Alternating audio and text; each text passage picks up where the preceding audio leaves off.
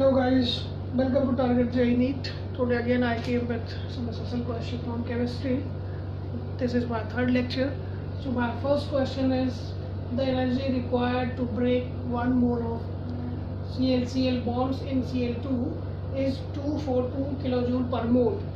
The longest wavelength of light capable of breaking a single ClCl bond is. So we have to find out the energy to break a single ClCl bond. Given Planck constant H is equal to this thing, C speed of light in vacuum is this, and Avogadro number is this. So as per given condition, we have to find out the wavelength, that is lambda, wavelength of light. Now given energy to break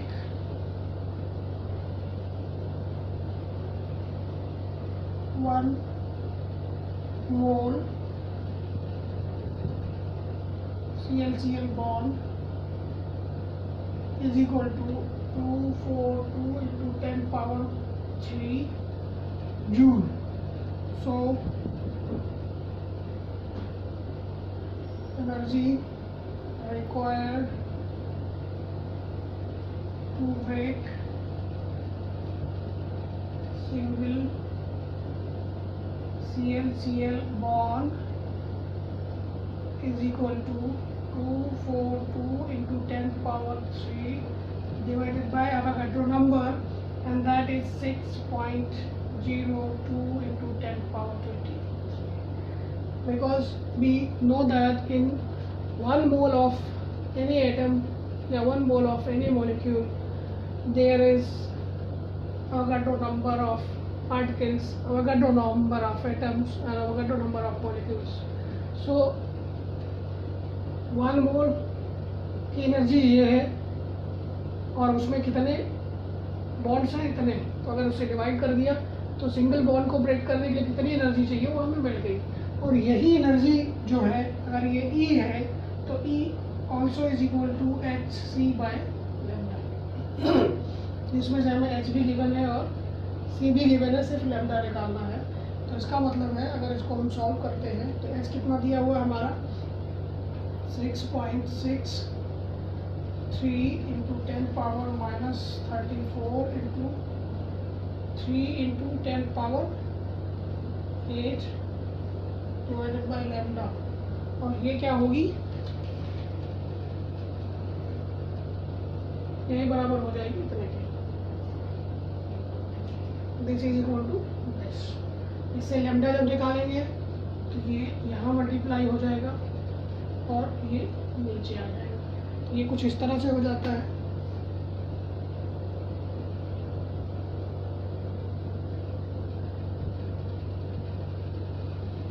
ये हो गया lambda is equal to आपका 6.63 into 10 power minus 34 into 3 into 10 power 8 into 6.02 into 10 power 23 divided by 242 into 10 power 3. ये 34 है, ये 23 है, ये 8 है, और ये इनको सबको मिला के सॉल्व करते हैं तो ये बन जाता है 6.63 into 3 into 6.02 divided by 242 into 10 power minus 6. जब इनको सॉल्व करेंगे हम तो इससे जो हमारा बनेगा वो आपका 949 करके बन जाएगा. 0.494 इंटू 10 पावर माइनस 6 मीटर या 494 एंड नैनोमीटर, ये बन जाएगा लैम्डा की बात. ये चीज़ हो गया आपका. जब ये क्लियर हो जाता है तो आपका नेक्स्ट क्वेश्चन पे आते हैं.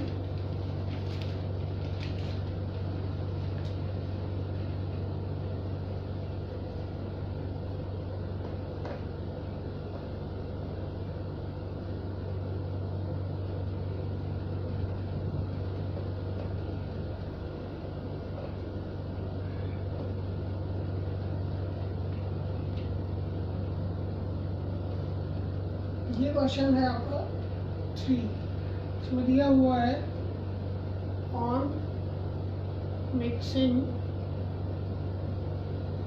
C7H16 and C8H18, जो आपका जिसे हेप्टेन और ऑक्टेन बोलते हैं, फॉर्म एन आइडियल सोल्यूशन।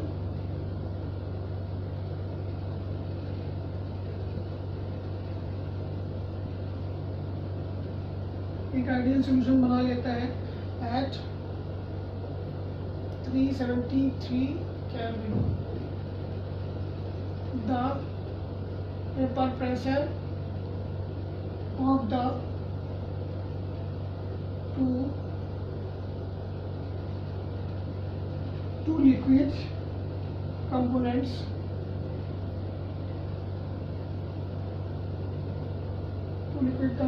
जिसमें आपका C7H16 and C8H18 है, are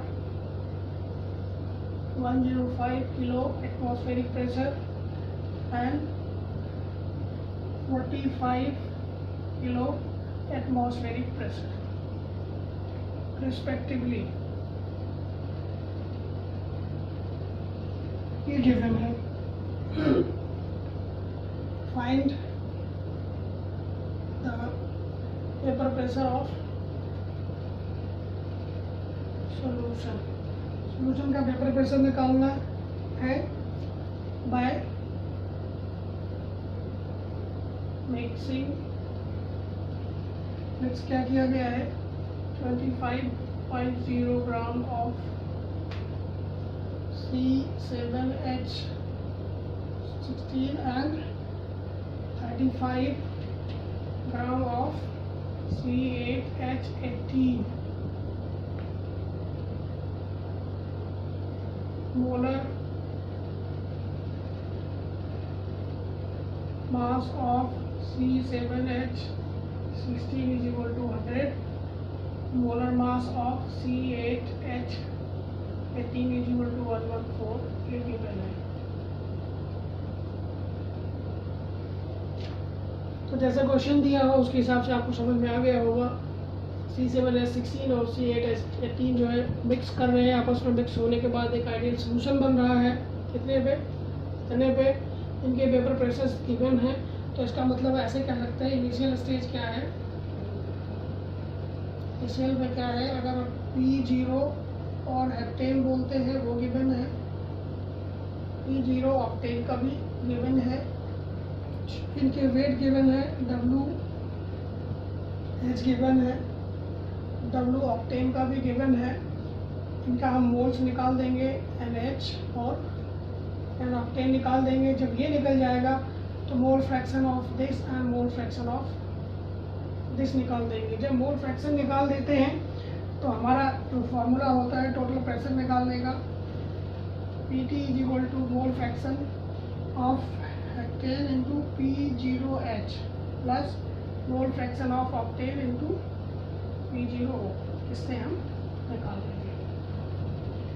अब इसके मोलर मास गिवन है तो पहले इनकी वैल्यू रख देते हैं। कितना है 105 kPa, ये है आपका 45 kPa, और ये आपका जो गिवन है कितना 25, ये दिया हुआ है आपका 35 ग्राम।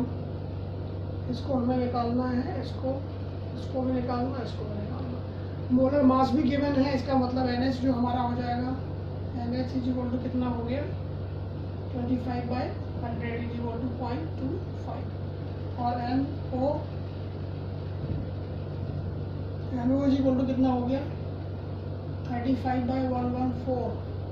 ये जो निकल के आएगा हमारा जो है कितना निकलना चाहिए, ये आपका 0.30, ये निकल के आ गया क्योंकि दोनों के मोलर मास दिए। जब ये निकल जाता है अब अगला स्टेप हमारा आता है मोल फ्रैक्शन। अगर हम H निकालते हैं तो ये क्या होगा NH divided by NH plus NO, 0.25 divided by 0.25 plus 0.30। ये जब इसको सॉल्व करते हैं तो हमारा बन जाता है 0.45।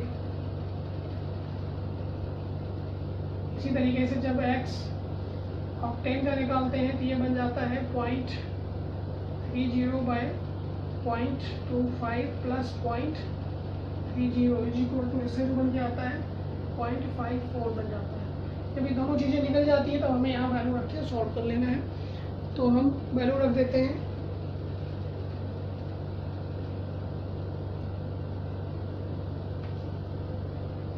ये हो जाता है PT इज इक्वल टू हो गया 0.45 इंटू 105 प्लस 0.54 इंटू कितना है इसका 45, ये हो गया। अब इनको जब हम सॉल्व करेंगे तो ये हमारा आ जाएगा 72 kPa, क्योंकि ये सारे kPa में है, ये भी kPa में है, तो जो आंसर आएगा वो इसमें आ जाएगा।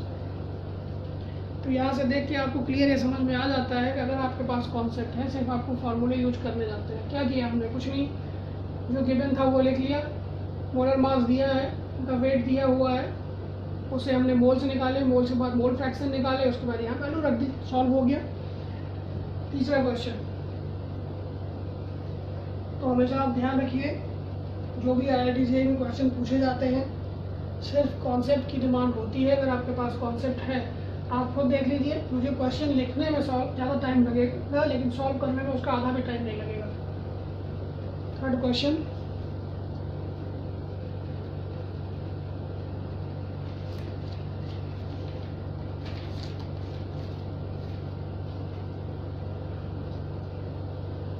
ये क्वेश्चन है आपका तीसरा, जो है 29.5 mg of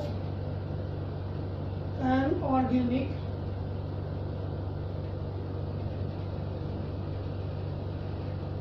organic compound containing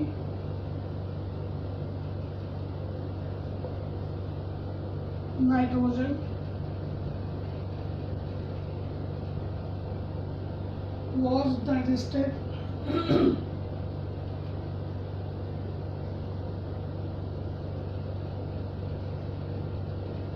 according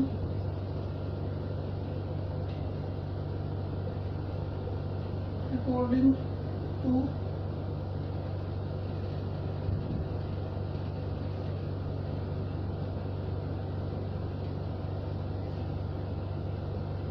Gildart's method and the evolved ammonia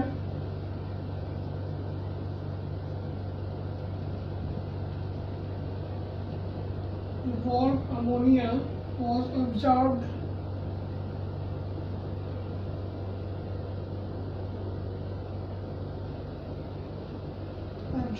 in 20 ml of 0.1 mHCl solution. The excess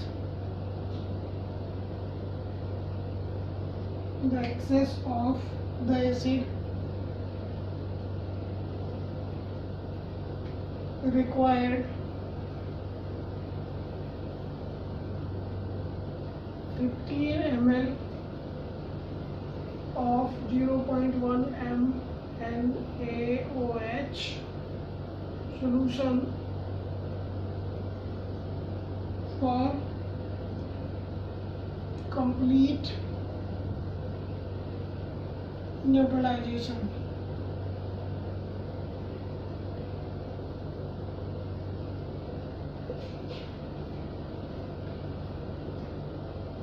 The percentage of nitrogen in the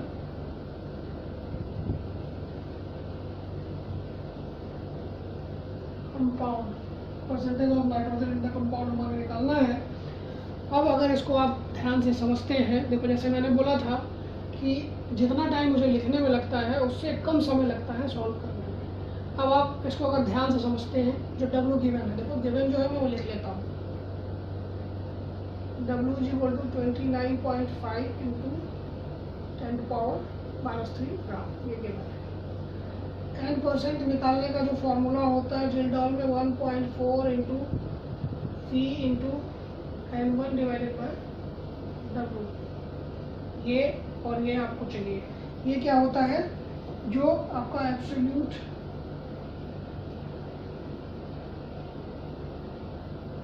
acid जो न्यूट्रलाइजेशन में यूज हो रही है उसकी नॉर्मेलिटी चाहिए। अगर आप HCl और NaOH की बात करते हो, दोनों ये क्या है, बेसिसिटी इसकी 1 है और HCl की एसिडिटी 1 है, इसका मतलब है इनके normality is equal to molarity, तो इसकी क्या हो जाएगी 0.1 N, ये आ गया। दूसरा क्या है, ये वॉल्यूम है, एक्चुअल वॉल्यूम कौन सा वॉल्यूम है कि containing nitrogen digested according to Jindal method and evolved ammonia was absorbed in this ml। तो इसका मतलब है कि जो 20 ml वॉल्यूम था उसमें से कितना वॉल्यूम को अमोनिया ने न्यूट्रलाइज किया। आगे फिर लिखा हुआ है कि the excess of acid require 15 ml of this NaOH, 15 ml NaOH का लगा, तो 15 ml कितने को न्यूट्रलाइज करेगा, 15 ml एसिड को। इसका मतलब जो 5 ml बचा रह गया that was neutralise by ammonia, तो यहाँ भी कितना हो गया 5 ml। तीनों चीज़ें क्लियर हो गई, तो सिंपली से सिर्फ आपको वैल्यू रखनी है into 5 into 0.1 divided by 29.5 into 10 power -3। इसको सॉल्व करते हैं तो ये और ये मिलके कितना बन जाएगा 0.7 हो गया इंटू 10 पावर 3 ऊपर आ गया और नीचे हो गया 29.5। इसको जब आप सॉल्व करते हो तो ये बनता है 23.7%, तो नाइट्रोजन परसेंट आ गया। अब आप खुद देख लो कि क्वेश्चन लिखने का 1/3 टाइम लगता है या 1/10 टाइम लगता है आपको सॉल्व करने से। अगर आपके पास कॉन्सेप्ट है तो इससे आपको पता चल गया आपका जो आंसर आया ये आ गया, ठीक है। तो ऐसे ही क्वेश्चन जो है IIT में पूछे जाते हैं। ये आपका 2010 में पूछा गया था, तीनों क्वेश्चन जो हमने बताए। तो इस तरह से अगर कोई भी क्वेश्चन आपके पास आते हैं, मैं हर क्लास में यही बोलता हूँ, please don't hesitate, just ping me, just give me the message so that I can solve the questions and give you the best questions. Thank you guys, have a nice day.